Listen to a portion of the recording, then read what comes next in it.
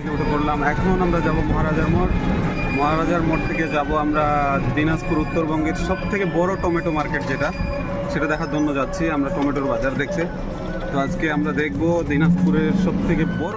সকাল সকাল সকালের অনুভূতি অনেক সুন্দর, অনেক সুন্দর না? সেজন্যই বলছিল সকালে বিজেপি হয়, জি জি। জন্য সবারই সকালে উঠে আমার এটা ফ্রেশ লাগছে। হয়ে যাবেন আপনারা ওখান থেকে।